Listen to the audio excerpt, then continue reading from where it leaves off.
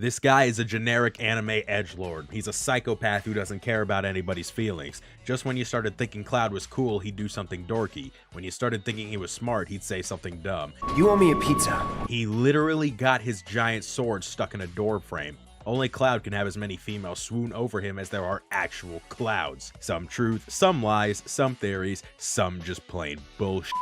Regardless of anything anybody says about our good old chap Cloud Strife, there is a single bona fide fact about him that cannot under any circumstances be disputed, and that is the fact that his Buster Sword, this lovable piece of junk secured by anti-gravity on his back, is the Pikachu of the Final Fantasy series. Pikachu is Pokemon as the Buster Sword is Final Fantasy. Gamers everywhere unite and recognize. The remake makes it look beautiful. I have the remake. I think you know where I'm going with this. Let's give it a go.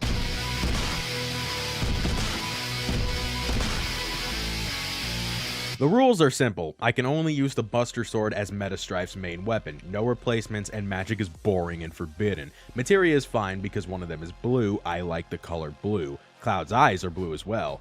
I'm not going anywhere with this. What could you possibly think I was talking about? It's a simple fact that I stated. Stop thinking weird things already. I can hear your thoughts. I wouldn't be totally against the idea, okay? But he's a fictional character. Now shut the f up and let me continue. The first fight was absolutely incredible. Can you hear my enthusiasm? Though, can anyone explain why Big Blade Bear was just able to waltz on by like a fly on the wall? Bloody hell. The foundations of the entire first mission scream I have never played a JRPG beforehand in my life. And that is a good thing because I have never played a JRPG beforehand in my life. I hear Persona 5 is pretty decent though. Look at the windows in this scene. What in Silver Sephiroth's name am I looking at? How do you have an office that looks that good and have the city below look like absolute dog shit?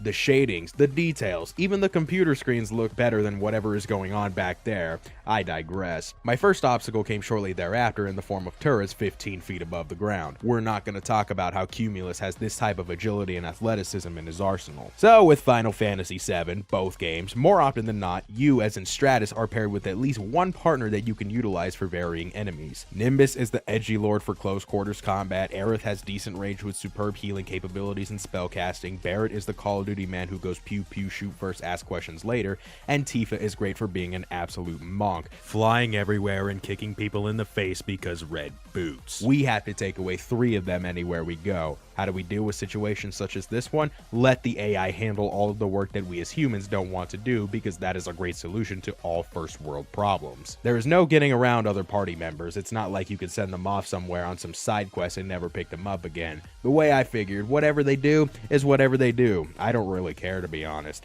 Ding, ding, ding. I made Spiky Turtleneck run into lasers. This right here is a Scorpion Metal Monster Death Machine thing. Tag it on a t-shirt. Someone send that to me on Twitter, please. Link in the description. Shameless plug. It was kind of a chump. I beat it in 5 minutes. It was actually 6 minutes, but who's counting? 5 sounds better than 6 anyway. The only saving grace this boss actually had was its fancy glowing RGB armor. I don't even need the effects. Just give me the RGB glow and we'll call it a day. By this point, I had put some chicken dino nuggets in the oven, the killer ones from Costco, and they took about 20 minutes to cook. So I gave myself 20 minutes to escape. I had 15 to spare, so I just continued playing. So I have a personal gripe with this guy. How is it that he has that amount of luscious hair, is that tall, and looks absolutely badass in every aspect of the word? Look at his little leather gloves. You start to realize quickly that Cirrus is a ticking time bomb that draws the attention of security officers everywhere, and Aerith, whom by the way is a gentle creature and should be protected at all costs. Though there must be some hidden charm I'm missing, because an entire firing squad did literally nothing while I sliced and diced and only took 28 points of damage. My sword now has a purple orb in it. Security dudes with riot shields are the uncontested worst enemies in the game. I have to barrel roll behind them in order to do anything,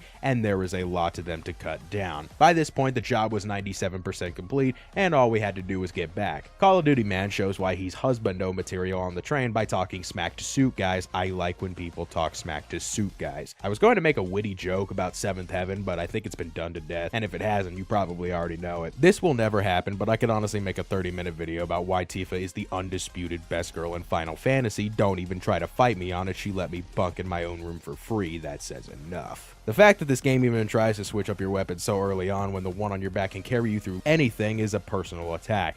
Buster Sword versus Iron Blade, just by the name alone, I'm choosing the aforementioned. I like doing side quests in video games, so I completed every single one I could and will continue doing so because I like being a nice guy and want to make all the money I can. I chose the exotic option for Tifa, by the way, for those who are wondering. And everything about this conversation solidifies the fact that Tifa Lockhart is without a doubt best girl. I am not ashamed to admit that I spent way too much time throwing sharp pointy things at a board in a bar. I was not going to continue this game until Cloud's name was next to the number 1. And what did they do to reward me? Literally throw me out of the bar.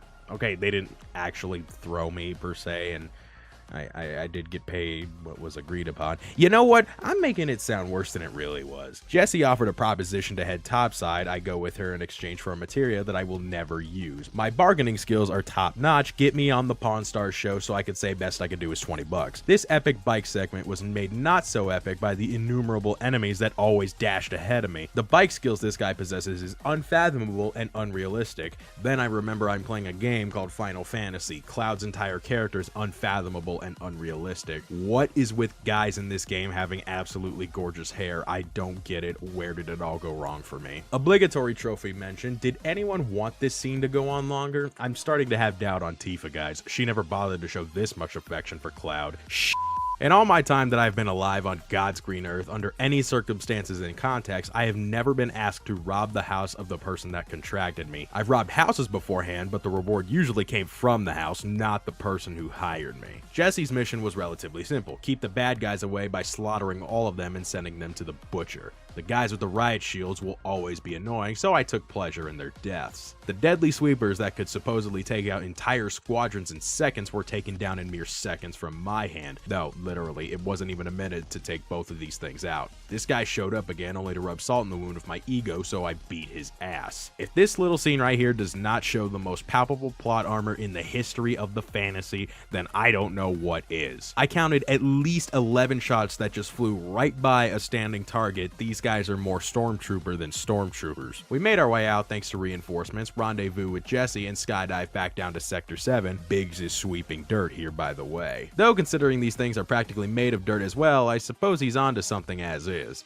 Maybe he's not as batshit crazy as I initially thought. We fought them off, rescued Jessie, started another mission, got a down payment, and collected my reward for getting number 1 on the darts leaderboard. Luck Up Materia was the grand prize, so it shows how insignificant that leaderboard actually is. Barrett's victory theme is absolutely incredible, and if anyone tries to tell me otherwise, I'm terribly sorry that you live a miserable life that you can't take joy in Husbando's victory screech.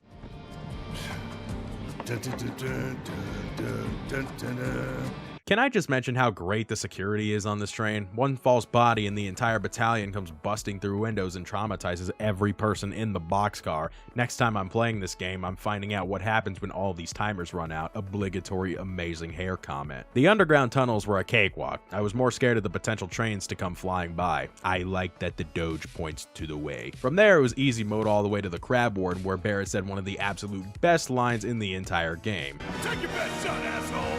That is exactly how I feel every time I do a challenge. The strategy for this boss was simple: hit its legs and avoid the electricity. I look at boss fights entirely different now that I've played Bloodborne and Demon Souls. I have to point this out, but a phone call from a president to his right-hand man does not ever last less than 30 seconds. Though I've never been a president or a right-hand man to anybody. So what do I know? I know I'd be relatively fine while up on these platforms, but the sheer height would make me scared shitless. Couple that with the nasty bugs that reside up there that are bigger than my 90-pound dog, my anxiety levels would be through the roof. We end up finding more sentry turrets, so I had big bad buff boy Barrett. Alliteration is awesome, by the way. Clean house with anything that I couldn't reach, while just blocking with the Buster. There were several of them in the surrounding area, and for some reason the Knuckle Wipe never used his overcharge unique ability, so each turret was roughly 30 seconds of me living in Spain but without the S. And before you ask, no, this material was not worth the effort in acquiring. I'm just a completionist at heart and can leave nothing behind without feeling guilty. Where could they be going?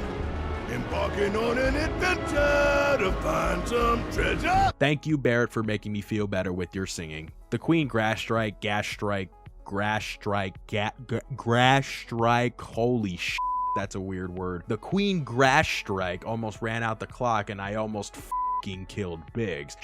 If I were in his shoes, I'd be shaken up for at least the rest of the month with a sword that big around my neck. Though this is why I'm merely playing video games and Biggs is his own field agent. Mako Reactor 5 was a sweet and happy place, though frankly I don't give a damn what this place throws at me because it all falls down. Sweepers are still made out to be larger than life machines that obliterate entire squadrons in seconds, while this is my Buster Sword. And surprise, surprise, the bad guys caught us in the act because, you know, they have cameras everywhere like smart people do. We're not even covering our faces, no attires to conceal our identities, nothing. I honestly don't even know how it could have been conceived that the plan would have worked without a hitch. Time for Plan F, I suppose. Plan F, you all know what F means and what it stands for, calls for me disposing of 2 AI programming cores, a big bomber shell, and 2 M units. I just really like loot. And despite not seeing her face, I know that Tifa's day was ruined and her disappointment was immeasurable when she was left hanging right here. You could see something die in her at this exact moment.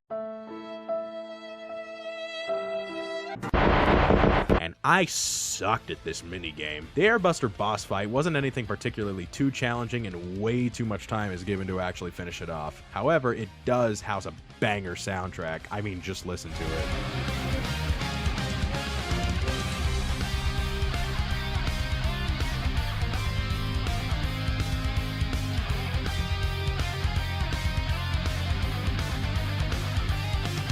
Thank God for Aerith, man. I don't have much of anything else to say about her, just thank you for being you. And then this guy ruins it. I'm gonna ruin him by not mentioning him for all of the rest of the video. Reno is a city in northern Nevada and nothing else. Chapter 8 side quest took quite some time to finish, the reason will be revealed a bit later, and I beat everything to death with the Buster Sword because Cloud deserves nice things. Wall Market, for all it's worth, just shows me that it's truly poor man's Las Vegas, and the night that Cloud had was... oh, what's the word? Bizarre, wacky. I mean, those are words, right? I mean, he did squats. He helped Johnny on a rather peculiar adventure. He twerked in some nightclub with another dude. He fought off a fucking house, for God's sake. And to top it all off, he got put in a dress by said dude in the nightclub. I don't envy this guy. It just occurred to me that Cloud had to give up 1.5 missions worth of blowing reactors up worth of pay to get his hand massage, and honestly, it was damn well worth it. How about this? Or maybe this? Yep, 100% worth it. It was after all of this that I got introduced to my first real dilemma. Up to this point, Cloud had always been a playable character, but of course the sick known as Don Corneo is keeping him rather busy at the moment, and I could only control Tifa and Aerith. I don't break my own rules, so I blocked the entire time as Aerith while letting Tifa do the dirty work. It only took around a minute or so, but that minute was likely the most awkward of Aerith's entire life. The next couple of minutes were even more awkward with the entire confrontation with good old Donnie. Donnie, for some reason, had a pet monster just waiting in the sewers and we were going to be its lunch. I desired to complete this challenge, so I won the fight like I always do, and it ran away with its tail between its legs. You always wonder why they run. You know, every game that has sewers always makes them go on forever. And I mean, I get it, I do, they're sewers, but brick walls and dirty water that has God only knows what in it is not exactly how I envision Cloud spending a day with the 2 people who actually care about him. Although the amicable actions combined with the developing rivalry for Cloud's affection at the abandoned train station is rather cordial and warms my heart. The guy deserves it probably more than anybody. The intangible ghoul boss towards the tail end of the station was the boss that made me desire to bash my head into a wall. The disappearing act was very cute the first time around, and that's why I ended it with a cross/limit break. I don't desire to give myself a concussion. Eligor, on the other hand, well, his wheels were only mildly bothersome. What is with this guy and the black dot on his forehead? I still need to play the original, so spare me, please. Stop the footage and look at this bullshit.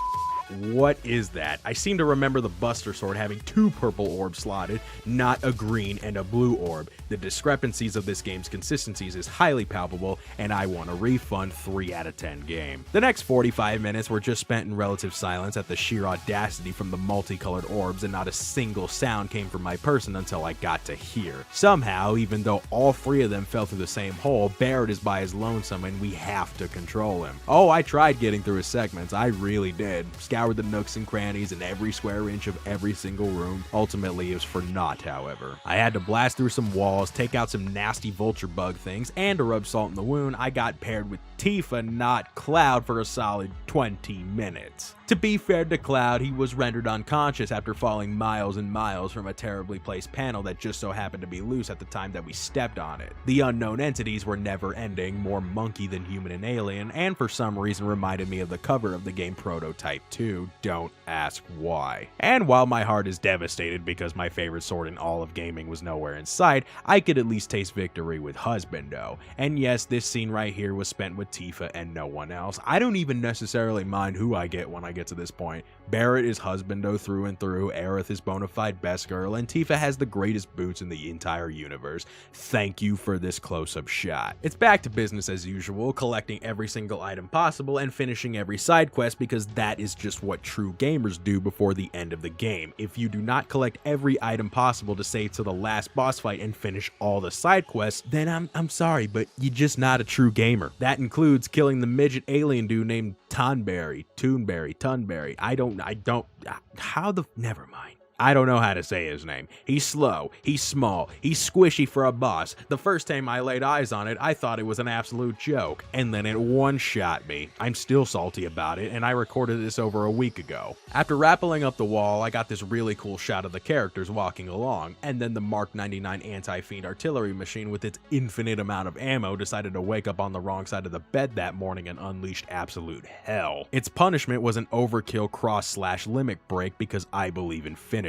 Shinra HQ was absolutely pathetic. They knew we were coming because we infiltrated the basement and we still got away with bringing down defenses in the lobby, running up over 600 feet of stairs total, getting through floors 60 to 64 with minimal problems at best, absolutely trashing the seating arrangements in the cafeteria, and yes, I did spend like 10 minutes running through every single chair and stool that was around because Shinra are a bunch of assholes that owe me a pizza, courtesy of Jesse. 2 security guards even caught us red-handed bending this place upside down, backwards, inside out, and sideways, but one was an old buddy of mine, so we got away with it. I was even about 6 feet from assassinating the entire room of the board of directors, but the damn door closed. I'm not usually one for cold-blooded killing, but this was one instance where I was willing to let it slide, consequences be damned at that point. Can anyone explain to me how the dirty madman known as Hojo, I am not referring to him as a scientist or a doctor or whatever he is, I'm getting off topic, can anyone explain how this fool is hiding a giant fleshy monster specimen type thing just in the main headquarters of the biggest company around, unleashes it upon the intruders, and not have the entire building crumbling to pieces? Have we not seen any movie or game with a giant fleshy monster specimen type thing in a building and not have it torn to shreds? I actually don't know, I'm honestly asking. It is a travesty that we cannot play as Red 13 yet. It is also a travesty that he was introduced so far into the game and hardly got any of the spotlight. A guest member, Oh dear. It was back to the monkey alien entity things, but there was only 2 of them. Witnessing Red 13 run across an 85-degree wall was something I never knew I needed. Also, this position can in no way be comfortable. Look at him trying his best. This entire situation of dividing the party was This entire situation of dividing the party was purely put into the game so I can cry more and more and more tears. They're manly tears, but they're still tears. No, don't judge me. Don't laugh at me. Go f yourself. For laughing at me, you get to watch anybody but Cloud right now take on the Swordipede. I will ask this question once again. How can this fool Hojo hide a giant metal fishbone specimen type thing in the main headquarters of the biggest company with no repercussions? The boss Swordipede was very, very annoying. I can't tell if it's having an existential crisis or experiencing vertigo. The giant saw blade it can transform into is enough to lead me to believe it's having a surefire mental breakdown. Also, trying to utilize close quarters combat with either party made me want to rip my f***ing hair out. What little is left anyway. Somebody clearly forgot to employ a janitor because that is a lot of glowing purple shit on the carpet. Poor Mr. Shinra is just having a really bad day. I initially planned to go help him, but I needed a pit stop for some R&R and snacks. I don't know why we pulled him up, but I'm really happy we did, as I now know that he has the fanciest pistol ever designed by man. Of course it was Shinra, the bastard who got killed by Sephiroth's hand for being a bastard. All I could say to this is, thank you Sephiroth, you have gorgeous hair and a gorgeous face. I fucking hate you. Honest question, are these even considered boss fights at this point? I mean, look at all the tentacles. Seems like someone at some point had an imagination of sizzling erotica one can only dream of conceiving. This many tentacles does not exist otherwise. This slimy abomination of an object was slimy, gross, looked unappealing, and had a lot of HP. Why must it resemble Gary in so many ways? This guy's name is Rufus. Need I say more? I just get some memories of another being named Rufus. Oh, the pink one was better. Though I do admire the coin trick and the giant demon dog he loves to keep with him at his bed every night. Boss fights will be boss fights, and the Cloud is the only person I can use in this one, but I just have one question. What in God's name is fake Rufus wearing? It looked like somebody wrapped a giant piece of paper around his waist and cut 90% up all the way around. The legion of boss fights continued with the arsenal. I don't care to talk about this one. It doesn't even matter. This is the third time my heart has been ripped out. Not exactly sure if this opinion is controversial or not. Who am I kidding? Every single opinion on the internet is controversial. I like the road fights now. Also, can I just point out that Cloud is riding a Hardy Daytona? Hardy Daytona.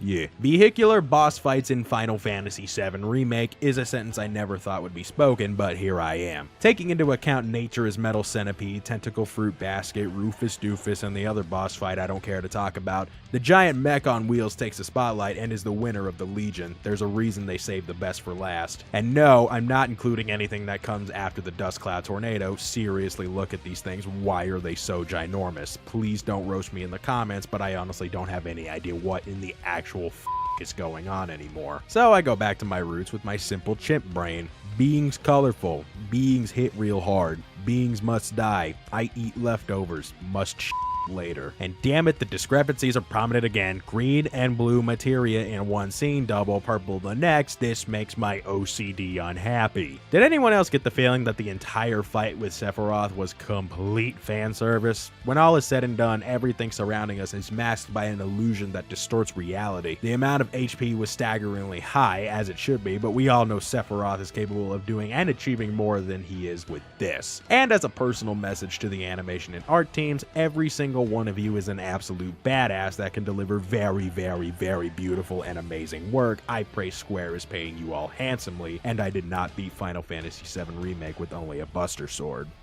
If you enjoyed this video or learned something, consider leaving it a like. Or if you didn't learn anything or didn't enjoy it, leave it a dislike. And if you haven't already, and you like what you see on your channel, go ahead and hit that subscribe button. I would greatly appreciate it. It's free, and you can always change your mind if you want. Have a good one. Peace out.